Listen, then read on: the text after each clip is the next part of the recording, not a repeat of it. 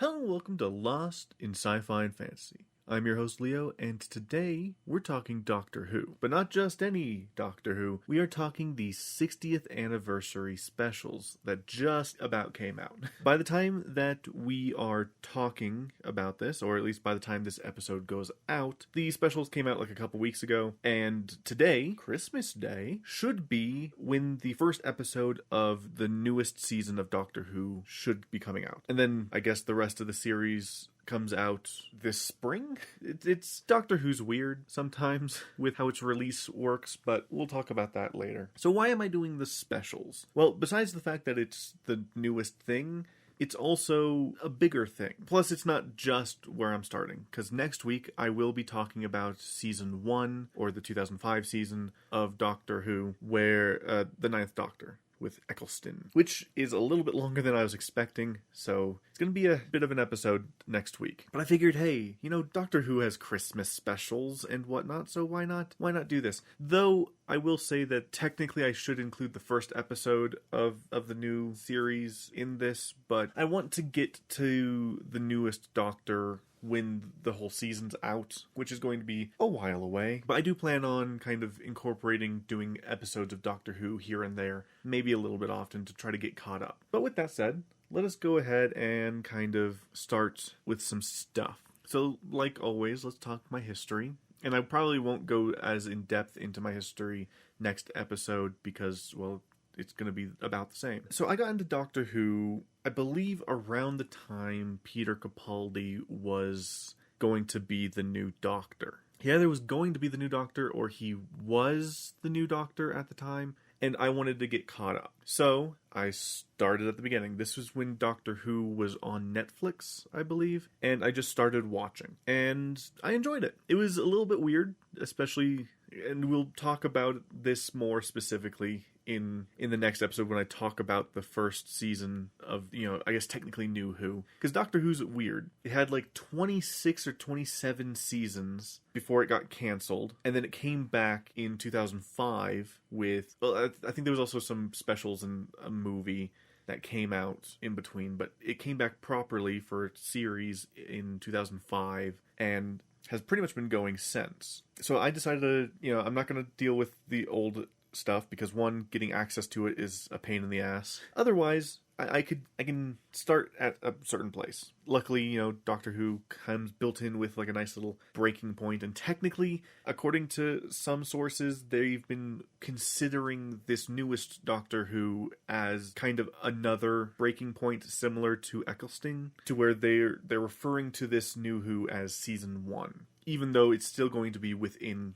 the same continuity. It's complicated. That's Doctor Who for you. Complicated and silly. But yes, so as with, again, many things, it started with curiosity. I was very curious about Doctor Who. Made more so by a friend of mine in high school. Now, he was a very eccentric person. He could recite to you the entirety of the Back to the Future script, and he wore suits to school every day. I respected his style, and he was a very fun guy. But one of his things was Doctor Who, and it was one of the series that he recommended to me. And when someone tends to recommend a series, especially a fairly popular-ish series, I do take a little bit of interest and actually try to find a way to watch it.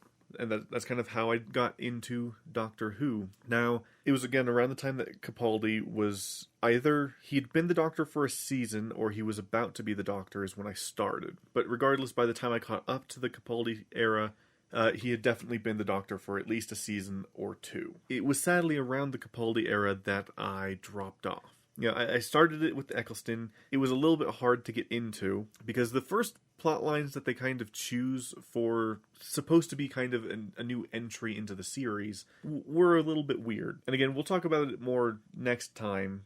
But yeah, the first few stories that they chose were a little bit awkward. So I watched that, put it down, picked it back up, watched the entire season, enjoyed it, put it down, picked it back up, watched all of David Tennant, then got into Matt Smith, and watched all the way through. And then I started watching Capaldi, but something didn't quite feel right for me for some reason, so I ended up falling off again. So that's where it was until the Jodie Whittaker era. Now, for the Jodie Whittaker era, I was excited. I was like, okay, new Doctor, new me.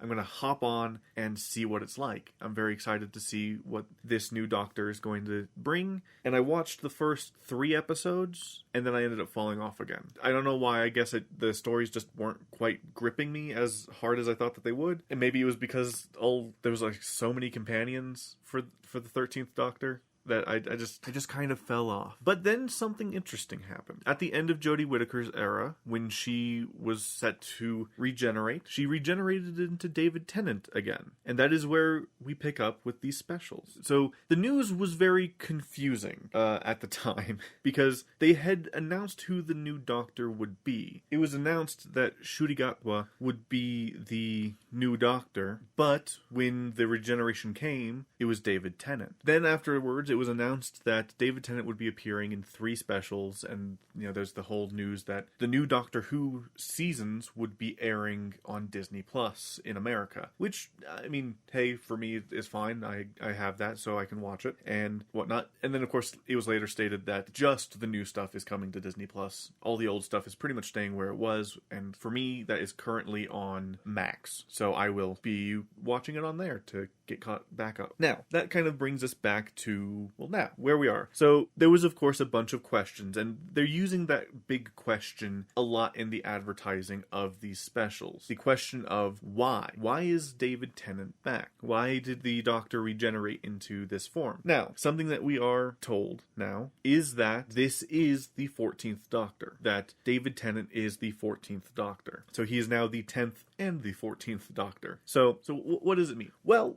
let's get into the specials, shall we? So the first special, which is called the Star Beast, is a bit of a weird one, because when the episode begins, we open up on this weird, like, ethereal void situation where David Tennant is kind of catching us back up to where we were. At least explaining his part of the story up to this point, which is explaining him and his relationship with Donna and whatnot, because, of course, in a lot of the promotional material leading up to it, it was revealed that, hey, since David Tennant's back, they're bringing back Donna and everything. But it's a good thing that they did this, because there's a good chance that a lot of fans hadn't watched the David Tennant era in a long time. So it was a good refresher to be like, oh, right, that's what happened to Donna. Right.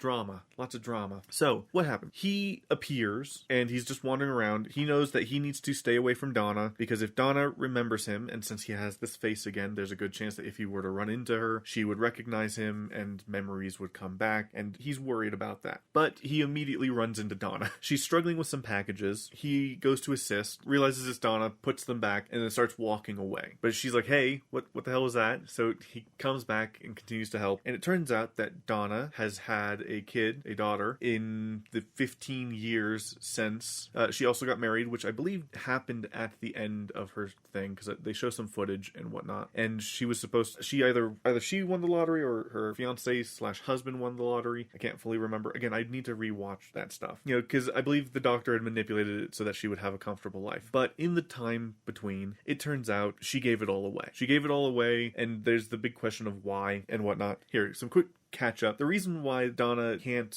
interact with the Doctor, because he's worried that she'll remember him, is because in their last interaction, in order to save him, I believe, she touched something that ended up putting part of his mind into her body. And he was worried that since his mind is billions of years old, that it could kill her. So what he had to do was erase her mind so that she couldn't remember anything of the adventures that they had. Because if she were to remember, she would die. So that's the issue, is that her mind had kind of melded with his and it was about to kill her. And that's kind of the central plot of this episode, kind of.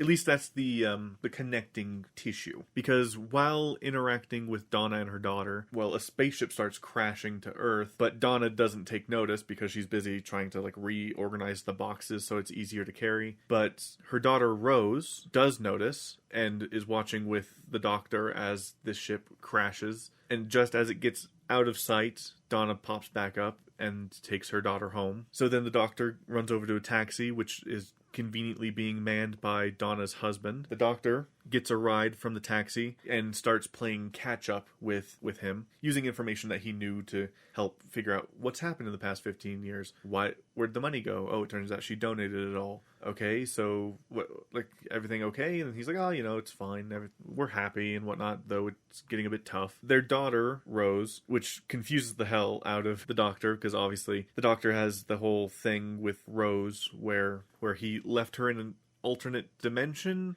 with a copy of himself so that they could be happy forever off in another dimension. It's weird. Like I said, Doctor Who is very silly at times and very weird and dark at other times, and these specials definitely embody that a lot. So it turns out the ship was housing a creature called the Meep. And the Meep, which was throwing up a lot of weird stuff because, one, the first thing that the Meep says is Meep Meep, which of course makes me think of the Roadrunner. So that was very weird. But also the Meep reminds me of Meep from Phineas and Ferb, but I believe it's supposed to be a reference to something else. I'm not entirely sure. This is the 60th anniversary special, so obviously a lot of legacy creatures are being brought forward, and legacy concepts and whatnot are being brought forward and modernized. As I don't know a lot of the old stuff, but I'm guessing that the Star Beast Meep is something similar to that. But anywho, it's a cute little cuddly toy. Donna's daughter, Rose, interacts with Meep and takes it in and fixes their hand because they have a bit of a cut and starts taking care. Donna ends up interacting with the Meep and starts having a bit of an issue because it's an alien and she's been repressing all these memories and whatnot because she was forced to. But she feels like she's missing something. Her mom obviously knows still and was warned by the Doctor to not let her remember, else she might die. But of course, the Doctor, having gone to investigate the starship, sees what kind of starship it is and whatnot, but he's kind of hiding out because he's confused. Interacts with this group called the Unit. They obviously know of the Doctor, because the Doctor is involved with so many organizations, it gets dizzying sometimes. But they work out some questions and he's confused, so he goes with the military group. Well, they're kind of like a military group, to go to Donna's house, or at least near Donna's house. He didn't know it at the time, but yeah. We also see that there is something hunting the Meep. I don't think we really get... I think they said what the name of the species is, but I don't remember, to be honest. It's said so infrequently. But they're like this big bug creature. But they're after the Meep. The Doctor, when he is dropped off, he sees, or he hears commotion, goes to Donna's house, sees the Meep, and ends up going in and investigating, and it's a big kerfuffle. But around that time, back at the ship, they were sending a group of people to go into the ship to investigate it. But when they opened it, some energy came out of it and hit them in the face. And they ended up going star mad, or I think is what it's called, star madness or something like that. They end up getting controlled and head out. That group also converges on Donna's house. The bug people converge on Donna's house, and they both break in and start shooting at each other. So the Doctor creates a force field, manipulates it to where it's in front of their lines of fire so that everyone can funnel out of the room that they're in to get upstairs. They get out, but the Doctor notices something as they're escaping, that the bug people are using non-lethal means. There's no damage to the car, even though it's been hit by their blasts, and the person on the ground was just knocked out, not dead. So the Doctor holds a mock court, and he pulls out, somehow, a wig from his coat and puts it on. Classic British judge wig. He pulls it out, puts it on, and he starts holding a court. He summons two of the bug people to this parking garage and starts running through a mock trial. He talks about how the bug people didn't damage the car and how they didn't kill the guy, and asks, but why? So the bug people start to explain. The Meep are from a planet where the sun mutated them. The sun mutated them in such a way that they became madly violent. So they ended up going to war with each other and condensing down to just this last Meep, the leader of them, the one that is the cruelest and whatnot. So then the doctor says, okay, well, let's hear the Meep's side. At which point the Meep says, well, fuck this, pulls out a gun and shoots the two bug people who end up dying. And, he goes full mask off. And he's getting ready to kill the doctor when the doctor says, nah, if you don't, you need to take us hostage and whatnot, so that, reasons. And the Meep goes, yeah, sure. So takes them hostage. All the while, Donna's been trying to figure out, like, okay, so who are you? Why do I, like, something feels weird. Ever since he came back and whatnot, or came here, things have been weird. And he's like, oh, I'm no one, I'm just passing through. And she's like, why does my mom seem to know you? And whatnot. He's like, oh, no reason, nothing, it's fine. So, she's starting to maybe pick some stuff up, but nothing's, fully come into fruition. They're taken to the steel mill where the ship is, and I guess most, if not all, of the unit soldiers that were there are now mind-controlled. They're getting ready to set up the ship. So the ship, they call it a dual blade thing. Basically, the way the ship takes off is it plunges its bottom bit into the ground and burns I think they said 10 kilometer or 10 mile radius around it as its fuel to take off, which would have killed about 9 million people, destroyed London. So they have to stop the ship. Luckily, the person that was interacting with the doctor prior, like when he was investigating the ship initially, is fine. Somehow. I mean, it seems that all the other soldiers got brainwashed, but she's fine. She's just there. But she has darts that shoot out of her wheelchair and missiles, very handy, as she blows up a wall for him to go to get to the, I guess you could call it the control room / engineer's room of this very small, or at least a relatively small spaceship. Donna leaves her family, sends them off to try to get as far away as possible, and rushes off to the doctor. Because for some reason now she fully remembers exactly who he is, and goes. At least she knows that it's the doctor. She calls him the doctor as she leaves, and her mom takes notice of that, and is very worried that, of course, she's going to die soon because she's remembering the doctor. But she meets the doctor in this little tiny control room thing as he's going around flipping switches. He panics for a bit, but since the door closed, he's like, oh, too late to worry about that now. We need to get this taken care of, so stay here. I'm going to go do this. But then, for some reason, this ship has a lockout that makes it to where he can't use the sonic screwdriver, so he has to do it manually. And 2, it just has a big old dividing door in it. The Meep activates it, and it's just a big thing that divides the room that makes it to where you can't turn it off, I guess, if you're just one person. She's like, hey, let me help. I can help out. He's like, fine, you hit those switches over there. And they start rushing around trying to do it, but it's a bit too late. They're starting to activate. They've run out of time. The only solution is to fully open up Donna's mind and have her remember, the doctor part that she took in, to be able to reverse the takeoff and stop the ship from taking off. And so he does this. He says a bunch of phrases to help her remember, and she remembers, and they're off. They do the thing, and she almost immediately falls after it's canceled, and then she kind of pops back up after Rose ended up hitting the right stuff to turn it off. And at first I was confused as to why all of a sudden she was super smart, saying weirdly, sci-fi bullshit for why what she was flicking was working. But the answer is that because she had a kid, it was no longer split between the Doctor and Donna. It was now split between the Doctor, Donna, and Rose. So it became a lot more survivable. And then the explanation for the solution for this thing that was threatening to kill her is that she just needs to let it go. So they let go of the bit of the Doctor that they were holding on to, and it's done. It's a bit silly, but hey, it worked, I guess. So this episode, that's pretty much how it ends. They get the Meep arrested by the bug people.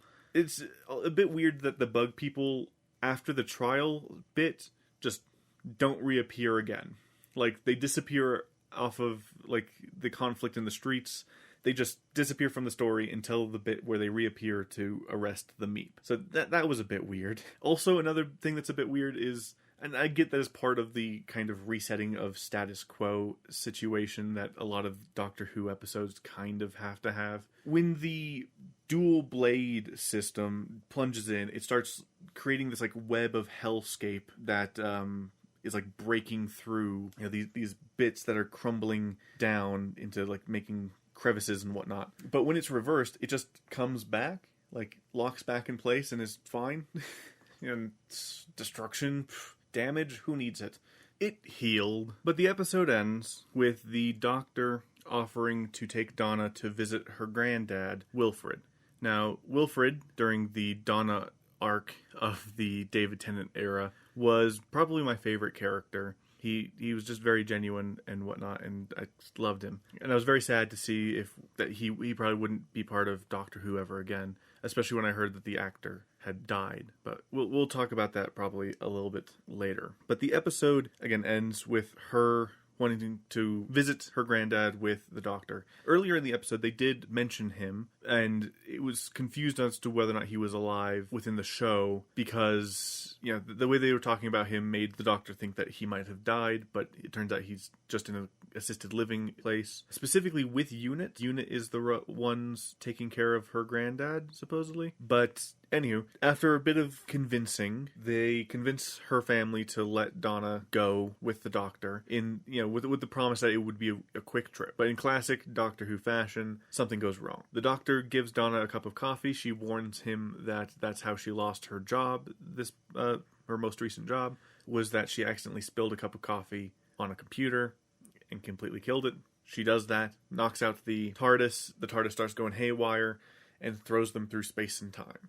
The next episode begins, the Wild Blue Yonder, begins with Isaac Newton going to sit under an apple tree and getting hit on the head with an apple, in which he comes up with his theory of gravity.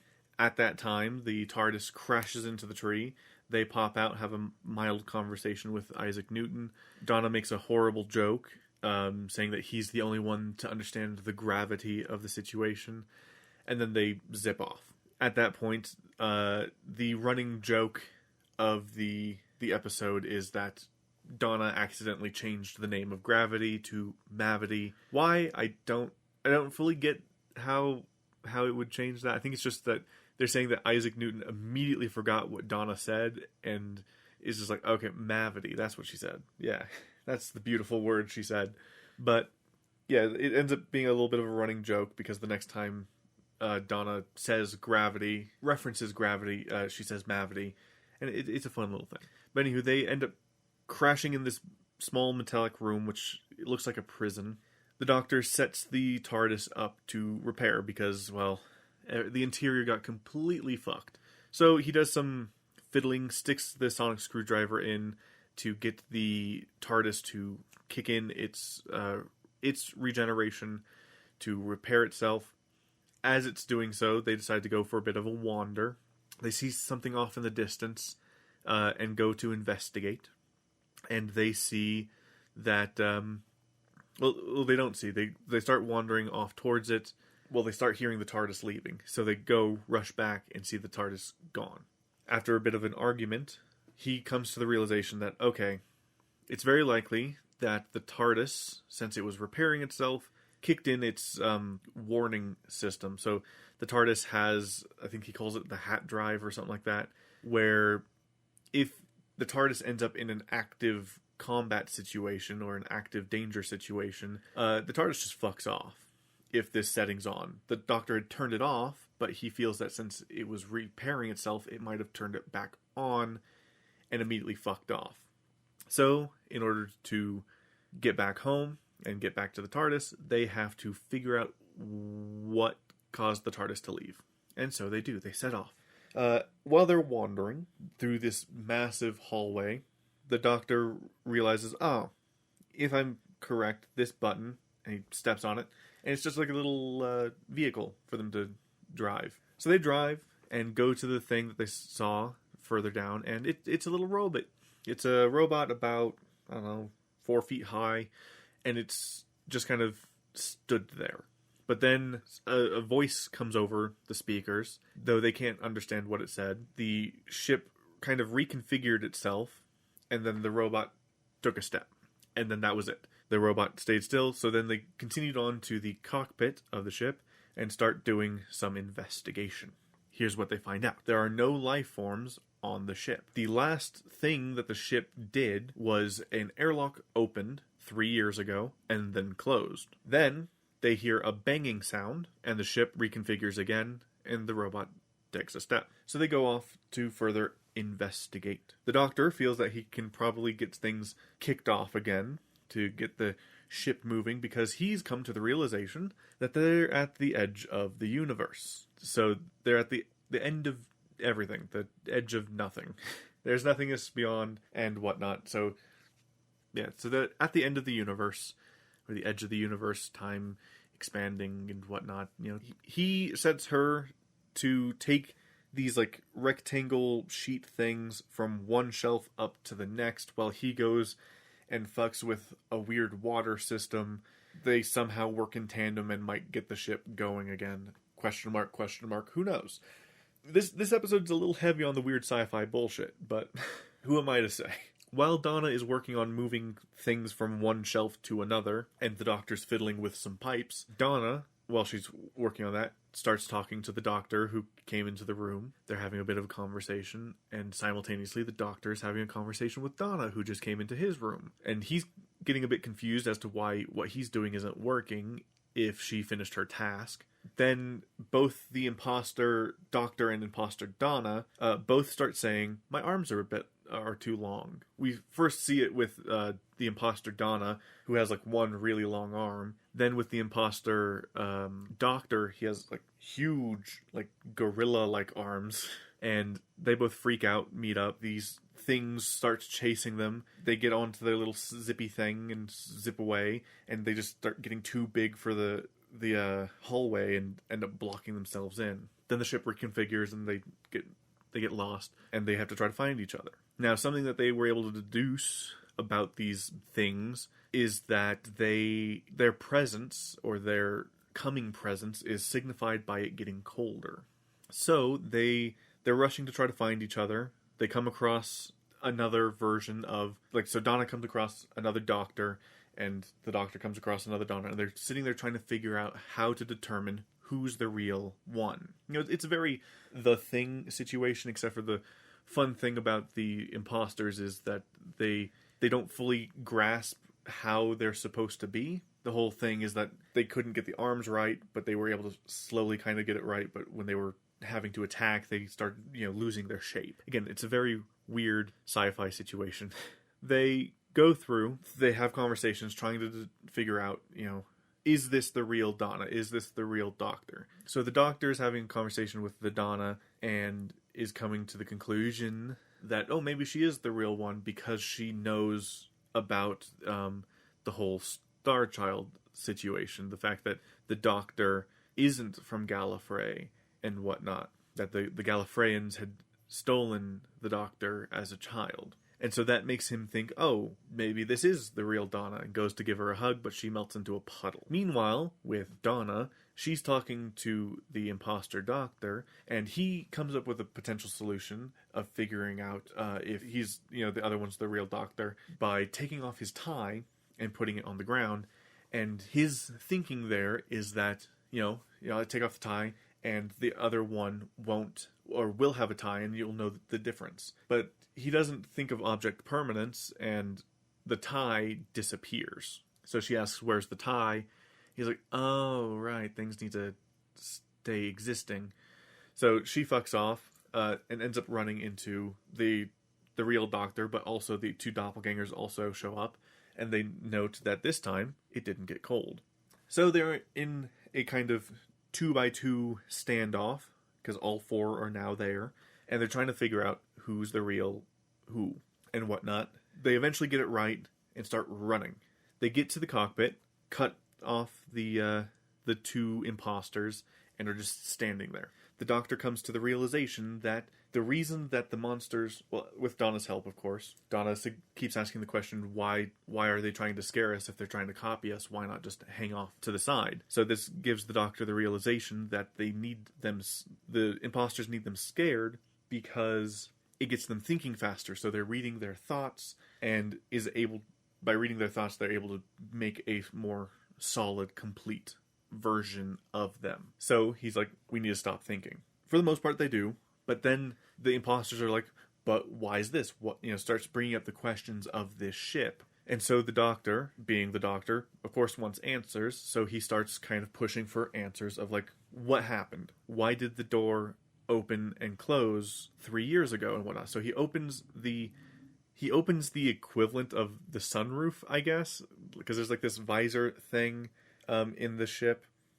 I don't know why it's fully there, but I guess it's if you only occasionally want to be able to look above you. But it is revealed that the captain is outside the ship. Long dead, just skeleton. And it is determined that the door opening and closing 3 years ago was her leaving the ship to kill herself and save, the universe, essentially. Because she knew that if these beings were able to complete themselves and whatnot, that they would wreak havoc across the universe. So she needed to do a bunch of stuff to make it to where these creatures couldn't figure out what she was doing and stop her. And what she was doing was reconfiguring the ship into a bomb. And the robot is just a long timer, essentially. So the robot is slowly making its way down, and the entire language and whatnot is a countdown sequence to when the ship goes boom. The Doctor realizes this, and of course so do then these beings or whatever they are, and they are trying to leave, but the Doctor's slowing them down. He speeds up the timer and whatnot, and then it becomes a chase to stop them from stopping the robot from pushing the button. It's a big old chase and whatnot, but then the imposter Doctor goes dog mode and just books it down the hallway. But then the Doctor comes to the realization that if the timer reaches 0, then technically the danger will be averted, and thus the TARDIS will come back. And on cue, the TARDIS comes back. He gets in the TARDIS and starts scooting it along towards the two Donnas who have been fighting, comes up to them, and has to try to determine which Donna's the real one, brings back a conversation from earlier about the choir teacher, Miss Bean, and he picks a Donna, seemingly at random, and starts to leave. But he starts running a scan on the Donna and realizes that her arms are too long. And so goes back, kicks her out, grabs the other Donna, and then fucks off as the ship explodes. They, have a trauma cuddle because, they went through a big situation. And it turns out that the imposter Donna got so close to being potentially the real Donna, save for their wrist was ever so slightly too long. He was able to then determine which was the real Donna after getting it wrong through questioning. But to be fair, most of the time, the whole questioning line of thought was very flawed because every time they would bring up a thing, it was proven that that's not the way to determine. So then they go back to her home. They're able to drop her off, but there's a bit of an issue. So they had mentioned earlier what would happen if she never came back.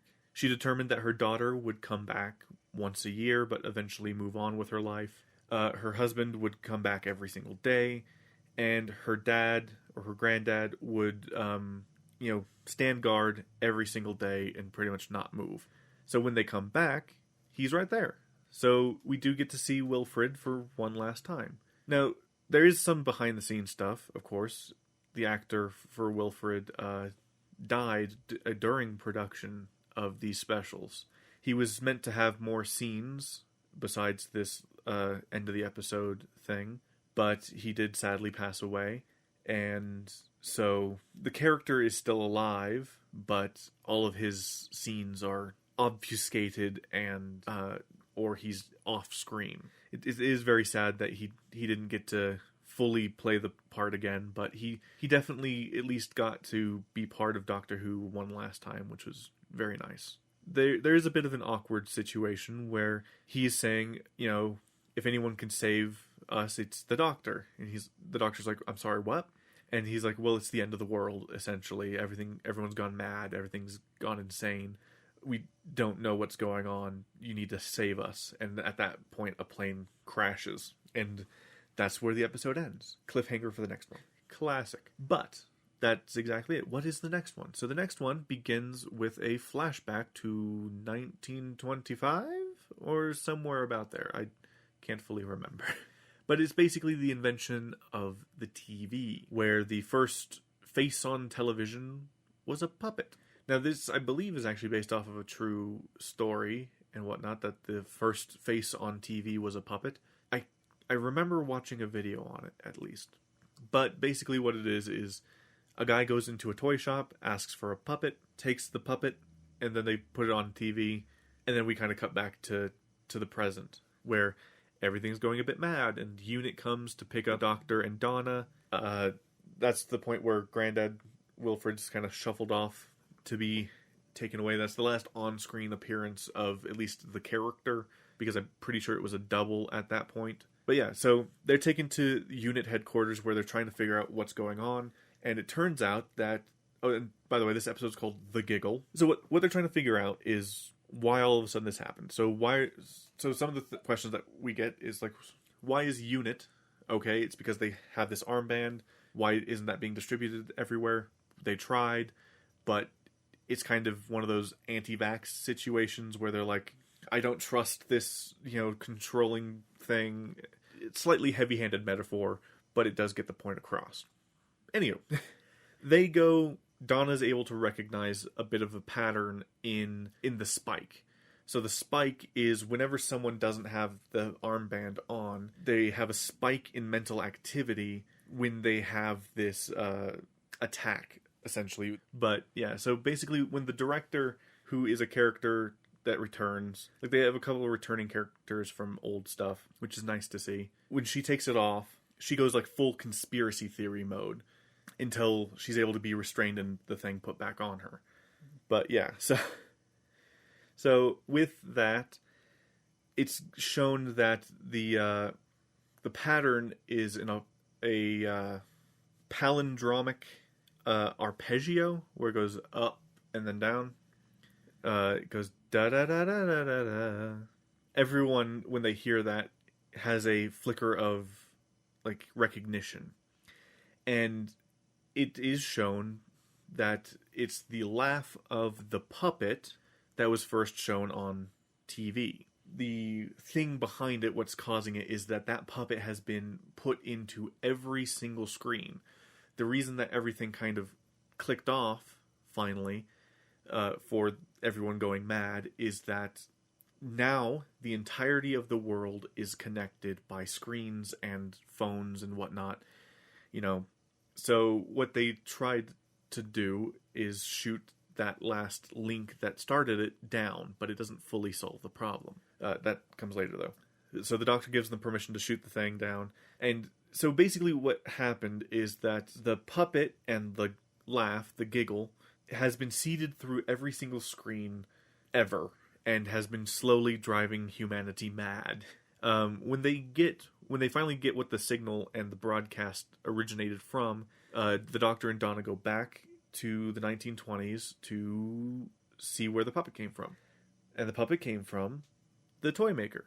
In this case, Neil Patrick Harris. And the toy maker is another legacy character who I believe encountered the first Doctor, I think. Was an adversary and had the Doctor had beaten them at that time, but has been brought forward or been brought into this universe. And the Doctor believes that the reason that the toy maker has been brought into this universe is because he invoked a superstition at the edge of the universe. So in the last episode, as a way to try and ward off the non-existent beings, he placed down salt to try and stop them, suggesting that because they're a type of vampire, sucking off their essence, that they must conform to the superstition that they must count every grain of salt or sand or whatever before they can cross over the line. Only one of them at the time actually fell for it, but the Doctor believes that since he invoked the superstition, that is what brought on the Toymaker.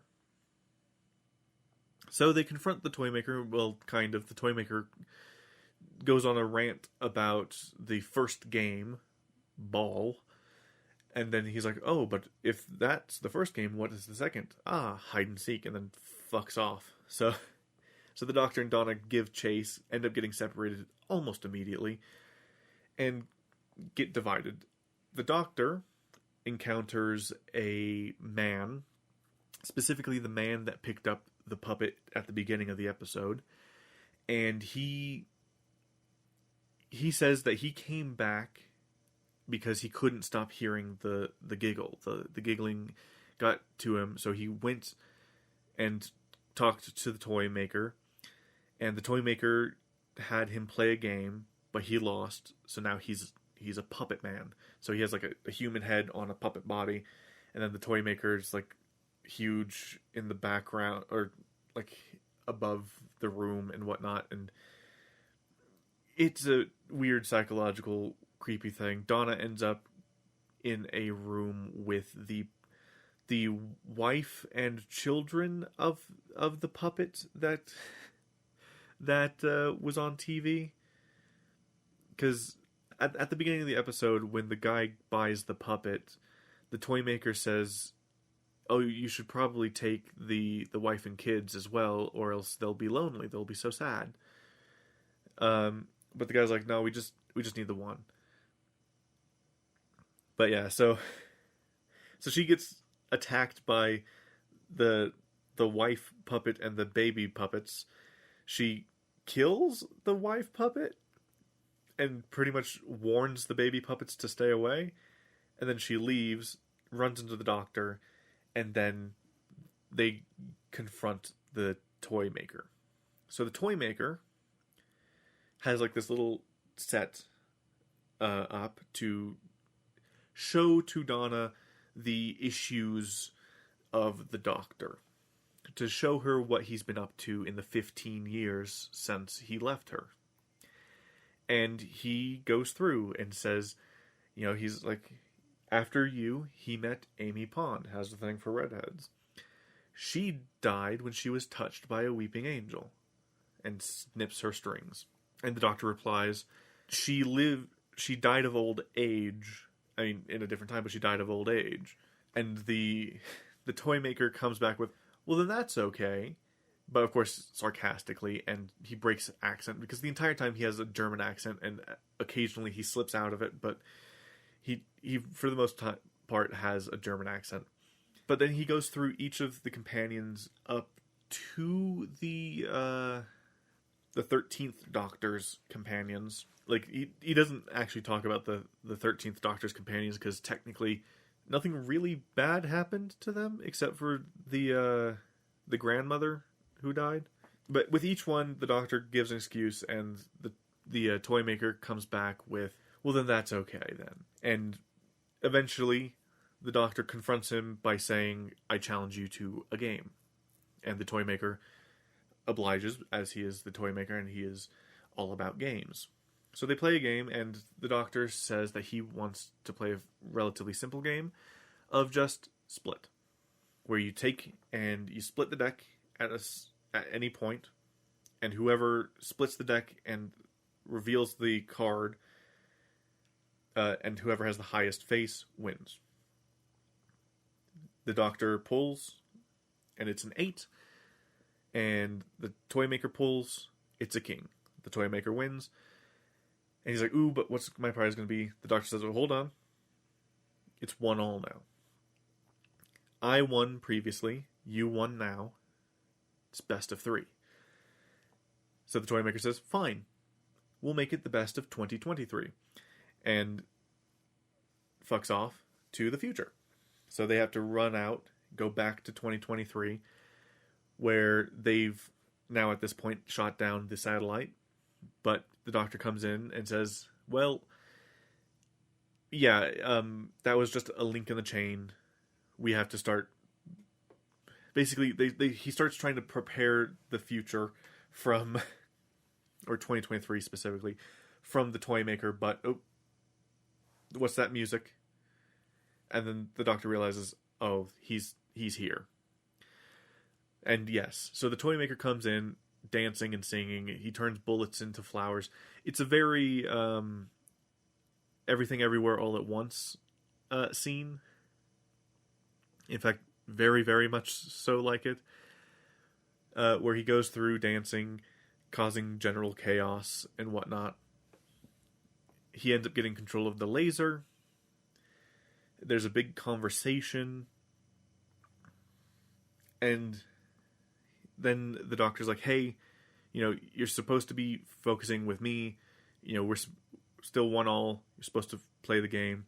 Then the toy maker shoots the Doctor with the laser, and he says, well, I lost the first game to the previous Doctor, and I played this game with this Doctor.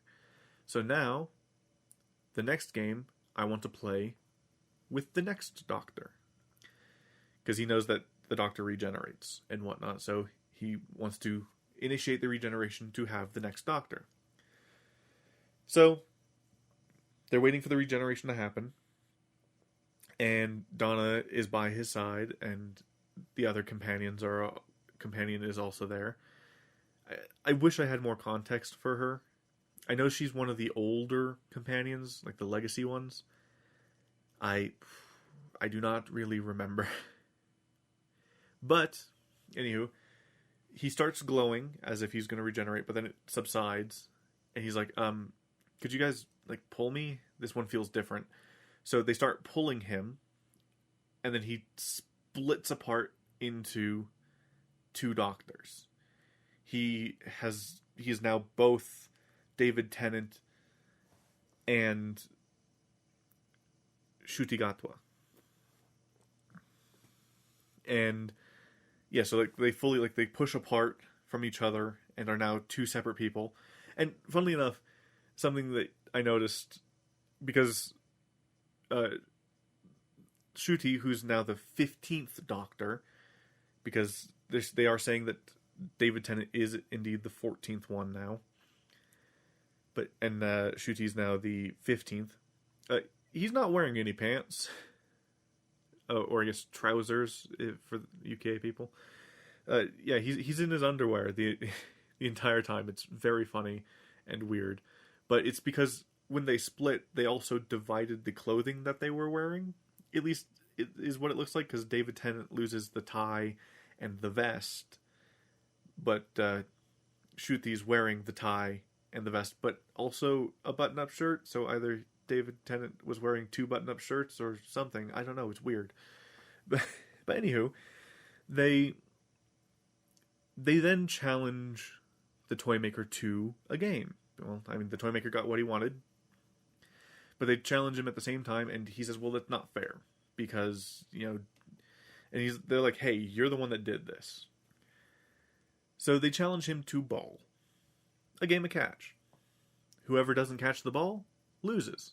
And after an extended scene of catch, the toy maker misses his catch, and they take as their reward for winning that they banish him from this universe forever, or this reality forever. He folds up and gets folded into a box and stored away, sealed with salt. Now, the explanation for the 2 Doctors is this: that for some reason, they have bi-generated. So instead of just regenerating, like normal, this time the Doctor split into 2. A new regeneration and the old one. And is now 2 distinct Doctors. They are both the same person, but at the same time, they are now independent of each other. Basically, part of their explanation for why the Doctor reverted to the David Tennant face is partially because he needed a break, is kind of part of the explanation. At least that's part of the explanation with the splitting, is that he needs to just stop. He needs to, instead of all this rushing around and whatnot, he just needs to stop and relax. And because he's been going from one thing to the next, to the next, to the next, to the next. So he just needs to stop. But he says that he couldn't leave the TARDIS. So the new Doctor says, well, since bi-generation, this is the first bi-generation we've ever had, it's, interesting and weird, and who knows what could happen. So he rushes over to a panel in the flooring, opens it, pulls out a mallet, like a circus mallet, and he's like, well, let's see. So everyone gets out of the TARDIS, he makes sure everyone's out of the way, and then he, hits the TARDIS with the hammer, and it splits into two TARDISes. One has wheelchair accessibility and a jukebox, and then the other one's, I think, the same as it was. And that's where it kind of splits. Now the David Tennant Doctor is still around, though he's hanging out with Donna and her family, taking them on trips here and there, having a bit of fun. So there's a good chance that he might pop up in future stories. But it also sets up the new Doctor and his adventures as they begin. Now, his new episode is going to be on Christmas. And you'd think, oh, well, I probably should have included that as part of this. One, this episode comes out on Christmas, so I can't. And I can't really include it in the next episode because I'll have pre-recorded that one too. But I will end up talking about the new Doctor eventually. I don't know exactly how or when. It depends on how much I'm wanting to rush through Doctor Who. Because in theory, what I would have to do is pretty much every other week do an episode of Doctor Who to maybe get caught up in time for the newest season to be fully airing. And I don't think I want to do that. So we'll see. We'll see how fast I'm going to be able to get caught up. I have a lot of other things to do episodes on too. But I do intend to work my way slowly through Doctor Who, because I want to be caught up fully for this new Doctor. I want to have all the previous story, at least fully is hard to say, because what I mean when I say fully is all of the stuff that's easily available to me, which is the 2005 reboot onward. That's what's easily available to me. But some people would say that if I say fully, that means going and watching all the classics, and I can't do that because that's a lot. That is so much. That's 27 seasons that I don't really have access to. At least not in an easy, comfortable way to watch it. There's some things I could look into, but that's going to be something that I have to figure out. Because one, I've been trying to figure out how I'm going to dip into old series as it is. And technically, me figuring out how to do Doctor Who is going to be kind of part of that. Because even like the new Who is still relatively episodic. While they have some arcs here and there, for the most part, it is a solid continuity, broken up thing. Like, you could pretty much hop in anywhere and be relatively comfortable, though you might be confused as to who the hell this different companion is. Most episodes don't fully connect to each other. There's small bits that do, but yeah. With older series, like much older series, like original Star Trek or Next Generation even, or some of the old shows that I've been wanting to look into, those are a lot harder to do full season breakdowns, because sometimes a season of those shows could be 20, 30 episodes long and have almost no connecting tissue between the episodes, you know? It's a headache. It's more that if I want to cover some of those things, I'm going to have to cover maybe specific episodes of them. Like go in and be like, okay, so here's the first introduction of this concept or something for series that have legacies after them. Or for other ones, it might just be like, hey, here's this overall weird series. Here's the general concept of the series. Here's the first few episodes. Here's a few highlight episodes. And then here's how the series ended. That might be how I cover old series. I don't know. It's very hard to say. But technically, classic Doctor Who falls under that umbrella of not fully understanding how I'm going to cover it. Because, one, old Doctor Who ran a very long time. And it's heck, it's going to be a bit of a thing. But anywho, so what did I think overall of these specials? I thought that they were fantastic. They were very fun, funny, dark at times. They had a whole bunch of fucking nonsense that you just kind of, you have to blink away and be like, yeah, it's Doctor Who. Yeah. The only thing that I felt was a little bit weird is that there seemed to be a lot more use of green screen. Or potentially even, like, it might have been, like, the volume, because that's becoming a thing that's being more pervasive and spread out ever since it was introduced for The Mandalorian. Like, it's something that's spreading around a lot, but it's one of those situations where you can tell that they're not there. They're just two people floating in this weird CGI hellscape until there's like an element that they're physically interacting with, like the floor for a second. But that it's mostly a problem in the Wild Blue Yonder. But otherwise, yeah, it's weird. It's weird and I love it.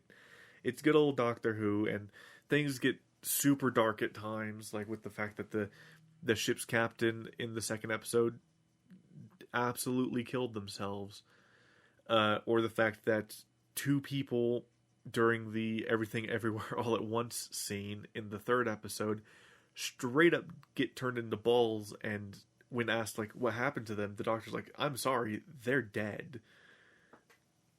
So yeah, it gets dark. Let's see. Included elements that were nice was an acknowledgement that, well, the Doctor is non-binary. That was nice. Donna's daughter is trans. It's not mentioned a whole lot, which is nice. It's just a fact of life, which is always good. The Doctor is also revealed to potentially be, or not necessarily potentially, it's almost straight up confirmed as being bi, as him and Donna have a discussion about Isaac Newton being hot. That was fun. I almost half expected them to resume their conversation about Isaac Newton being hot after their argument, but yeah. What else? The suits were nice. I mean, they're classic rubbery suits, but they are nice. Something that I would have liked to see a bit more. So, in theory, or at least in one part of what they're explaining as, so part of the reason that Rose is named Rose and whatnot is because when Rose was born, she was born like with a bit of the Doctor in her, like similar, because Donna at that point had a bit of the Doctor in her. So she was imbued with some of the Doctor's memories from birth, but didn't fully understand what was going on because the memories had been repressed in Donna. And so the shed that she was hanging out in, but wasn't explored super heavily, was her remembering the TARDIS. But the thing is, it didn't really hint at that very much, and the stuffed toys that she makes and sells are all like pseudo recreations of monsters that they had encountered together, except that was a reveal that would have been better if we had seen more of her stuffed toys. Because if we had seen more of the shed and more of the stuffed toys, I think it might have been something that we might have been able to pick up on a little bit earlier than the reveal. Because the toys that we see, well, in theory, if you decided to look closer, like pause while the Meep was hiding in all the stuffed toys like E.T., if you had paused, you might have been able to see it, but it's not something that you were drawing your attention to, necessarily. But, yeah, I wish that there was a little bit more of hinting towards that revelation later on, or earlier on, so that we could have had a bit more of impact during the revelation. But other than that, yeah, it's pretty good.